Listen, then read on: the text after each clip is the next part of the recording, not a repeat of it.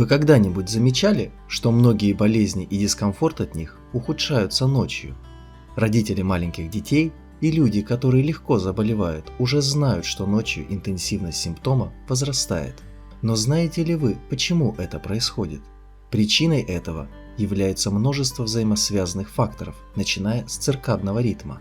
Уровень гормонов, таких как гормон стресса, кортизол, меняется в течение ночи, и это влияет на дыхательные пути.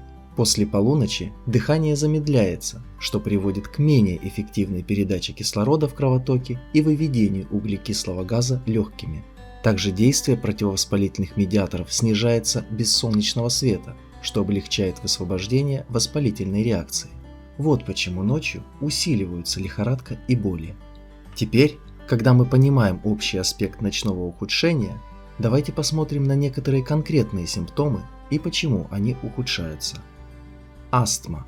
Ночной кашель – обычное явление для астматиков, а 61% пациентов утверждают, что плохо спят.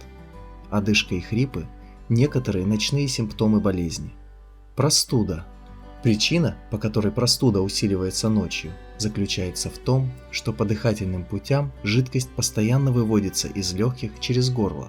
Этот процесс нарушается ночью, потому что тело остается в горизонтальном положении, что вызывает кашель и заложенность. Заложенность носа. Горизонтальное укладывание во время сна ухудшает заложенность носа, потому что он увеличивает кровоток в носу и таким образом вызывает отек на дыхательные пути, производя больше слизи, которая накапливается. Бронхит. Согласно недавнему исследованию, 76% пациентов с бронхитом утверждают, что часто просыпаются ночью, потому что легкие во время сна не получают достаточно воздуха. Так как ночью частота дыхания не увеличивается так же, как во время дня, организм менее эффективно реагирует на повышение уровня углекислого газа в крови. Это заставляет человека просыпаться, чтобы отдышаться. Помните, что для комфортного сна в спальне не должно быть ни слишком жарко, ни слишком холодно. Идеальная температура для спокойного сна от 16 до 20 градусов. Уровень влажности должен быть от 40 до 60%. Заболевания легких часто связаны с негативными эмоциями, которым подвергается человек. Пробуждение в такие ночные часы может быть сигналом к тому, что вам нужно обратить внимание на стресс, раздражительность, уныние и другие негативные состояния.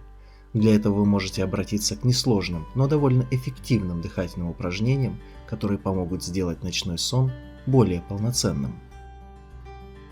Если вам понравилось видео, пожалуйста, поставьте лайк и поделитесь с друзьями. Если хотите больше рецептов и советов, подпишитесь на канал.